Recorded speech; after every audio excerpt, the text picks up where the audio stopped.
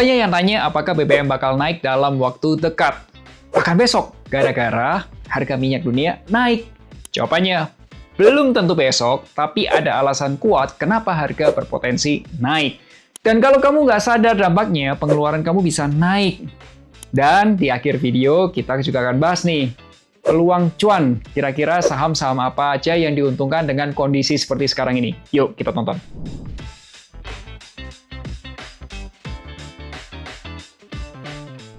Hai, ketemu lagi nih bersama saya Melvin Mumpuni. Di video kali ini kita akan bahas sesuatu yang lagi hangat banget, kenaikan harga minyak dunia. Pertanyaan yang banyak banget masuk, apakah BBM bakal naik? Kenapa ini penting buat kamu? Ya karena kalau BBM-nya naik, dampaknya bukan cuma ke bensin, tapi ke hampir semua pengeluaran kita. Ya makan, ya ongkir, dan bahkan biaya hidup juga bisa naik. Nah, seringkali kenaikannya itu pelan-pelan gitu, tapi nggak kerasa banget di dompet. Nah, menariknya, di saat banyak orang merasa terbebani, justru ada pihak-pihak tertentu yang diuntungkan dari kondisi seperti ini. Nah, di video ini kita akan bahas 3 hal utama. Pertama, kenapa harga minyak dunia itu bisa naik? Dan yang kedua, apa dampaknya langsung nih ke keuangan kamu dan bisnis kamu? Nah, yang ketiga, apakah benar ada peluang termasuk saham-saham yang biasanya diuntungkan dari kondisi seperti ini? Sekarang kita mulai dari hal yang paling dasar dulu. Sebenarnya kenapa harga minyak dunia bisa naik?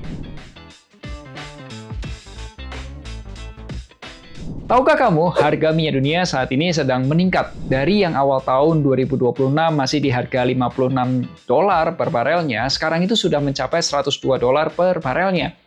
Dan pernah loh sempat menyentuh ke harga $120 per barelnya. Boleh dibilang, harga minyak dunia itu sudah naik sekitar 80%-an. Nggak main-main loh kenaikannya. Nah, menurut riset yang aku lakukan, ada 3 hal yang menyebabkan harga minyak dunia itu mengalami kenaikan. 1, faktor geopolitik. Kedua, supply dan demand. Dan yang ketiga ada faktor tambahan. Penyebab utama yang bikin harga minyak naik drastis adalah geopolitik, khususnya konflik di Timur Tengah. Kamu pasti tahu dong, Iran sedang perang sama Israel dan USA gitu ya, Amerika. Kamu tahu kan, kalau di Timur Tengah itu adalah pusat produksi minyak dunia. Dan ada jalur yang super penting yang namanya Selat Hormuz. Dan berdasarkan data dari Reuters, itu sekitar 20% minyak dunia lewat selat dari Hormuz itu. Itu setara kurang lebih 20 juta barel per harinya. Artinya apa? 1 dari 5 barel minyak dunia itu lewat jalur itu setiap harinya. Dan apa yang terjadi jika Selat Hormuz itu ditutup? Nah, itu yang banyak orang nggak tahu. Dengan adanya konflik Iran dengan Israel dan Amerika, itu terjadi risiko gangguan di jalur tersebut. Bahkan sempat nih ya, kapal tanker itu berhenti. Produksi minyak ditahan dan harganya melonjak cepat.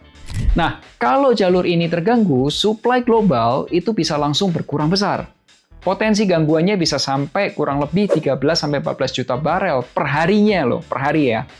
Melansir dari sumbernya Reuters yang mewawancarai ekonom Barclays Bank. Makanya jangan heran nih kalau harga minyak sempat naik ke $100 per barelnya dalam beberapa minggu belakangan ini. Gini deh, supaya kamu lebih kebayang gitu ya. Bayangkan ya, ini tuh seperti jalan tol utama di Indonesia gitu, ditutup semuanya. Terus semua truk itu harus ngirim, itu harus muter jauh tuh. Akibatnya apa? Ya barangnya jadi terlambat, harganya juga jadi lebih mahal. Nah, pertanyaan selanjutnya, apakah benar-benar semenakutkan itu? Di dunia minyak, bukan cuma supply yang penting, tapi juga rasa takut supply terganggu. Ada fear-nya gitu lah. Itu aja, itu sudah cukup bikin harga naik. Kita, orang-orang keuangan, itu menyebutkan ketakutan itu, istilahnya adalah risk premium. Tapi tunggu dulu, selain faktor geopolitik, itu ada juga supply versus demand. Nah, saat ini, supply minyak mentah itu terbatas. Ya, karena produksi minyak yang tidak fleksibel. Ya karena diatur oleh kayak kartel seperti OPEC Plus gitu.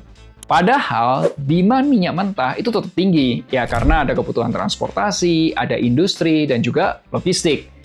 Menurut Argus Media, permintaan global minyak mentah gitu itu diproyeksikan tembus 100 plus juta barel per harinya.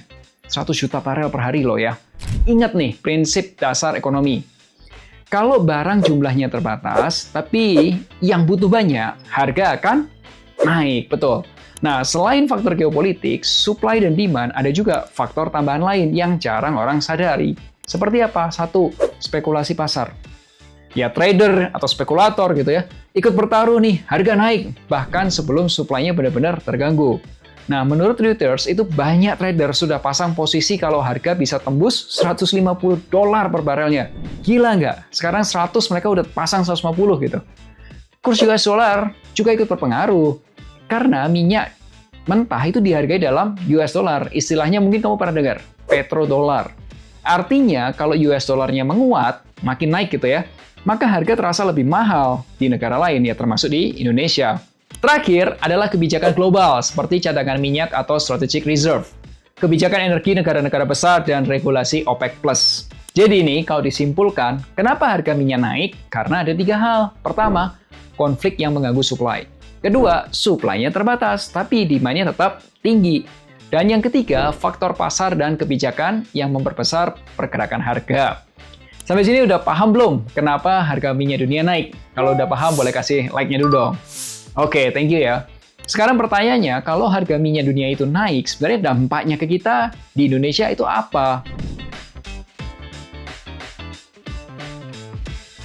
Dampak yang langsung kerasa adalah harga Pertamax, Texlite, dan BBM lainnya meningkat. Udah, sesimpel itu. Asumsi APBN 2026, harga minyak tuh di angka $70 per barelnya. Nah, sekarang harganya sudah di atas $100 per barelnya. Sedangkan proyeksi lembaga internasional itu harganya di $80 per barelnya. Meskipun Pertamina nih itu sudah membantah isu kenaikan harga Pertamax yang jadi 17 ribuan per liternya. Itu sudah dibantah ya. Nah, seandainya harga BBM itu naik, ya biaya hidup kita juga ikutan naik. Kenapa? Isi bensin lebih mahal, ongkos ojek online, taksi naik, tiket pesawat ikut naik. Ya, BBM itu bukan sekadar harga bensin, tapi BBM itu pondasi biaya transportasi seluruh kegiatan ekonomi di Indonesia. Ya kalau BBM-nya naik gitu ya naikin biaya dasar hidup kita semua gitu. Semua ikut kedorong naik dari bawah sampai ke atas. Istilahnya apa? Istilahnya adalah efek domino. Ya, kalau biaya logistik naik, biaya produksinya naik, distribusinya makin mahal. Contoh nih, perhatiin deh, setiap harga BBM naik, itu harga makanan naik. Ongkir e-commerce naik, margin bisnis F&B-nya juga tipis, ya kan? Kalau enggak ya kamu harus naikin harga. Intinya kalau BBM naik, ya buat keuangan pribadi kita ya pengeluaran bulanan naik, daya belinya kita turun, dan tabungan tergerus tanpa kerasa. Nah, kalau dampaknya ke bisnis kita, ya biaya operasional pasti naik kan? Cash flow-nya juga harus makin ketat nih. Dan kita jadi dilema. Mau naikin harga, tapi takutnya yang beli turun atau kurang, atau malah kita mengurangi margin, jadi keuntungan kita makin tipis. Ya, tapi menariknya, di saat banyak orang dan bisnis tertekan dengan kondisi seperti ini, selalu aja ada pihak yang diuntungkan dari kondisi seperti ini. Dan kalau kamu tahu, ini bisa jadi peluang.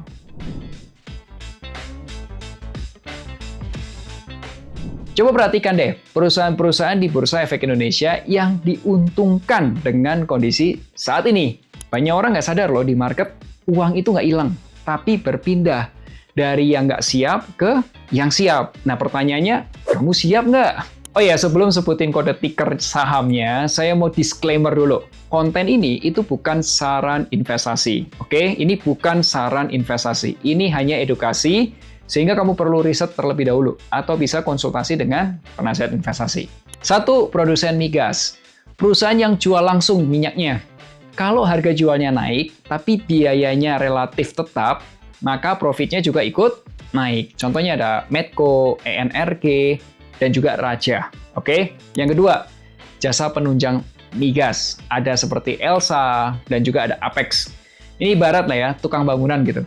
Ya mereka nggak punya rumahnya, tapi saat orang rame-rame bangun rumah, ya mereka juga sibuk kan, dapat untung juga kan. Ya kadang peluang terbesarnya bukan di produk utamanya, tapi di ekosistem pendukungnya, gitu. Yang ketiga, distribusi dan energi turunan. Kadang bukannya produksi minyak yang paling untung gede, tapi yang nganterinnya ya justru ikut diuntungkan. Contoh, Akra itu distribusi BBM. Kemudian ada ESSA, itu distribusi LPG dan amonia. Dan juga Pegas, atau gas bumi distribusinya. Ya, seperti bisnis tol ya, mereka tidak jual barangnya, tapi mereka dapat dari setiap pergerakannya. Mereka ikut panen atau mendapatkan eksternalitas positif dari kenaikan aktivitas tersebut. Selain 3 bagian tersebut, apakah ada perusahaan lain yang diuntungkan? Silahkan tulis pendapatmu di kolom komentar. Thank you ya. Jadi dari sini kita bisa lihat kenaikan harga minyak itu selalu punya dua sisi. Di satu sisi, ya biaya hidup kita naik, menekan kondisi keuangan kita. Tapi di sisi lain, selalu ada peluang buat yang paham polanya. Karena di setiap krisis bukan cuma ada risiko, tapi juga ada potensi keuntungan. Oh ya, saya mau kasih tahu ada 2 hal momentum di investasi saham saat ini. Satu, karena indeks kita lagi turun, artinya banyak saham-saham perusahaan bagus yang sedang dihargai murah. Nah, menurut saya ini waktunya explore dan mulai belanja atau mulai investasi. Nah, yang kedua, kamu bisa dapat insentif pajak nih, mumpung ya, lagi musim lapor pajak nih guys. Ya, syaratnya kamu harus menginvestasikan dividen kamu yang kamu terima dari bisnismu ke pasar modal. Ya minimal ditahan 3 tahun lah. Jadi dividen yang kamu investasikan kembali itu nggak perlu bayar pajak penghasilan. Oke? Nah, saat ini udah banyak loh pengusaha-pengusaha yang memanfaatkan fasilitas insentif pajak tersebut. Yang harusnya pajak dividen bayar 10%, karena diinvestasikan di pasar modal, mereka ya pajaknya diskon alias ya nggak perlu bayar gitu. Kalau kamu kesulitan untuk milih saham dan nggak punya banyak waktu buat belajar, di Finansialku, kita tuh punya program pendampingan investasi. Kamu akan mendapatkan blueprint investasi, rekomendasi investasi, beli produk apa dan di harga berapa. Nah, pendampingan investasi ini tentunya dilakukan oleh penasihat investasi yang sudah terdaftar di OJK. Tapi, memang ada minimum uang investasinya. Ya, karena tim kita terbatas. Kamu boleh nanya-nanya dulu aja ke admin Finansialku, apa itu program pendampingan investasi, berapa harganya, dan apa yang akan didapatkan. Silakan klik link di sini, atau hubungi nomor WhatsApp berikut ini. Ingat selalu hargai kerja kerasmu, share kalau kamu suka video ini. Sampai jumpa di Melek Finansial. Hari Rabu depan akhir kata, make a plan and get your financial dreams come true. Tonton juga playlist investasi saham.